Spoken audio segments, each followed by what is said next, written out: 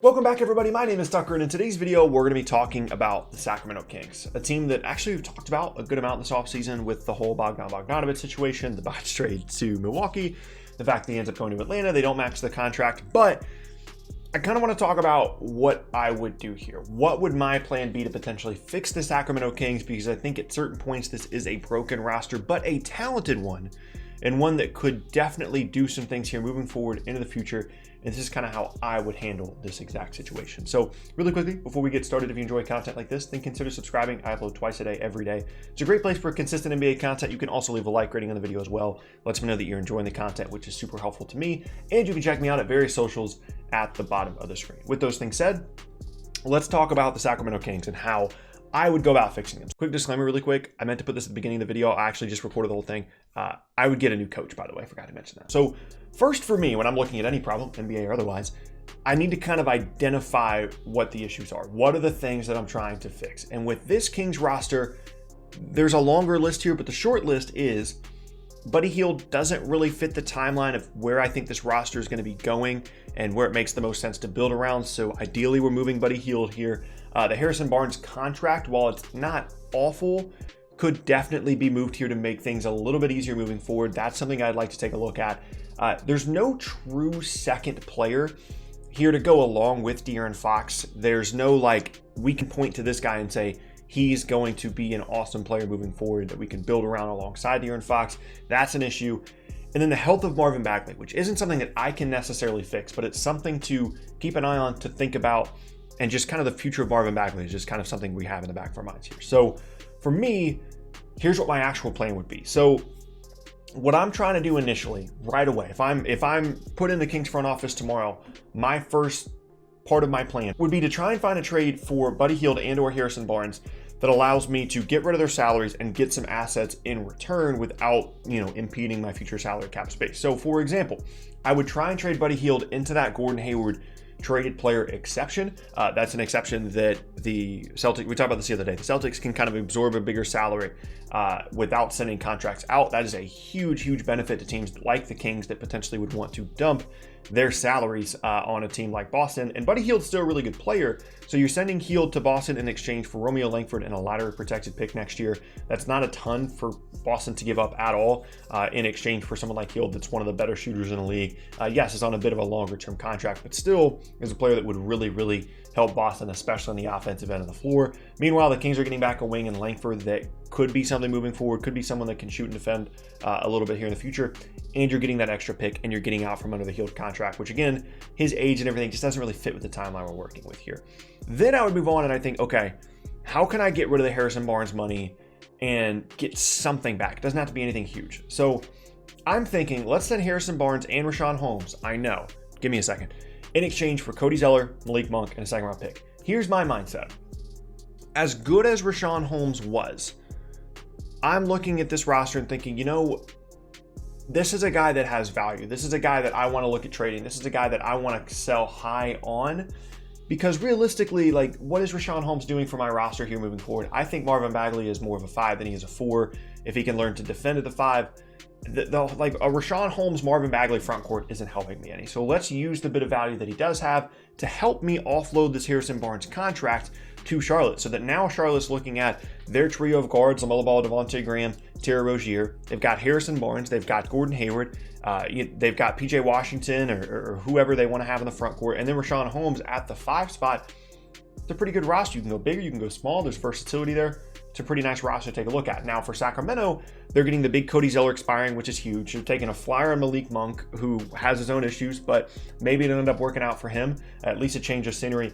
Then you're getting the extra second round pick as well. But the biggest benefit is that you're getting out from under the Barnes contract. You're getting those expirings. Maybe Malik Monk becomes something, but worst case, you got out of the money. And I think this benefits Charlotte as well. So now we're looking at a roster that's much leaner, right? That has a lot less going on in terms of just stuff in the way in the future, right? At this point, when you're looking at Sacramento in comparison to the rest of the Western Conference, it's clear, especially with this new roster, that they're not going to be any good. And that's okay. I'm not worried about De'Aaron Fox asking out and trying to be traded. I'm not worried about Marvin Bagley asking out, trying to be traded. Those guys are going to get plenty of opportunities to prove themselves even further on the court. Fox just signed a new extension. I'm not worried about the effect that tanking could have on either of those players. And then from there, you kind of figure out what you have with these guys. You play the young guys a ton of minutes. You see what you have in Haliburton. You see what you have in Fox. You see what you have in Bagley, and see, what the ceiling is for that three-man group. Because then you're starting on this plan of trying to acquire a second quote-unquote star, just another guy you can build around, right, to put on the Sacramento roster. And I think the best way for them to do that is by looking towards the draft. It's a 2021 class that reportedly looks to be pretty strong. If the Kings could get into that top 3 of this draft this upcoming season, that would be huge for them. And I think that is definitely the route that they should explore and try and aggressively go after by trading away Hield and Barnes, playing the young guys as much as possible, and evaluating what they have. Is Haliburton going to be a long-term partner for De'Aaron Fox? We'll see. When Marvin Bagley's healthy, is he going to live up to the talent that I still think that he has? We'll see. In an ideal scenario, as we're trying to fix the Kings here, all 3 of those guys have good seasons. Not good enough to push their record up, but you can see the potential of all those players together. Bagley stays healthy, and then you're looking at bringing in a wing or a combo forward in the 2021 draft that raises the ceiling of this team even further. And then you've got that core group of 4 guys: Fox, Haliburton, Bagley, plus the 2021 rookie. And it's a leaner roster. It's a roster that doesn't have as many long-term, liabilities in terms of contracts and things like that. And you can kind of build moving forward after that, right? Because you're already committed to De'Aaron Fox with this max contract. You might as well commit to that future rather than playing this weird kind of in-between game, right? And then you're looking at the 2021 offseason, and you've got a significant amount of cap space as a result of dumping the Hield and Barnes contracts, right? So now you're looking at trying to do one of 2 things. Either, if you really want to, if you believe in Marvin Bagley at this point, you can go and try and sign a guy to a longer term deal. That takes up your cap space. You re-sign Marvin Bagley in 2022 when he needs a new contract. There's your core guys, and then you just move forward from there. Or, and what I would do, because I think you're still going to need to evaluate the Bagley thing a little bit further. There's no guarantee you're going to know exactly what you have in Bagley after just 1 year. Maybe he's not healthy. Maybe he doesn't have a great season, whatever. I wouldn't want to just assume that I'm signing Bagley to this huge long-term deal in 2022.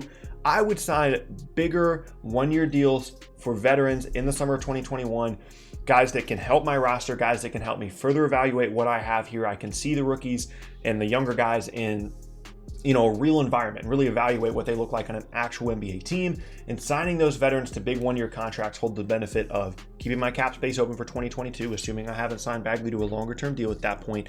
And they are potential trade assets at the deadline as well, thinking back to someone like Marcus Morris last offseason when the Knicks got draft assets in exchange for Morris, who just signed on a bigger one-year deal. That would be what my plan would be for that offseason specifically. If you want to advocate for them to go get a bigger contract and then re-sign Bagley in 2022, I don't think that's a bad option. It just kind of depends on how confident you are in Bagley as a real future piece at that point. And from there, it's just all about the development of the young players. Hopefully Haliburton and Fox are a good match. Hopefully Bagley is healthy. And then you've got your 2021 rookie.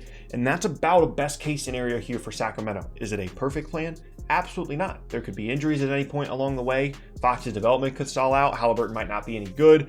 That you might not get good lottery luck in 2021. Maybe your team is better than you would think they would be, even after trading Barnes and Hield this year, and maybe somehow are not in the top 5 in the draft, and then you're just kind of picking more of these guys between like 6 and 10 that don't really help your team that much, but they're also there and you feel like you have to build around them.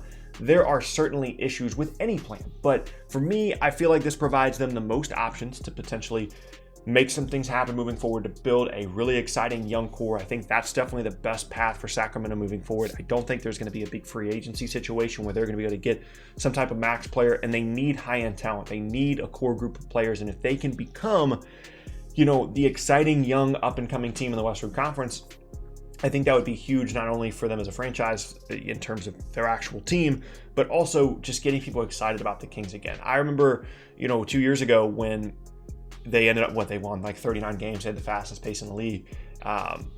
It was a situation where, the Kings were being talked about at the end. It was super cool, and I want the Kings to be good so bad. And hopefully they can kind of come up with a plan that they really believe in, just like I believe in this plan, to really build up this roster and do some positive things moving forward. And yeah, there you have it. That is going to be the end of today's video, and I thank you all very much for watching. Once again, my name is Tucker. If you missed any of my previous videos, then be sure to check out the boxes on screen. Let me know down in the comment section below what you think the Sacramento Kings should be doing moving forward in terms of their plan for their front office. How would you fix the Sacramento Kings? Hope you guys have an awesome rest of your day, and I will see you all next time.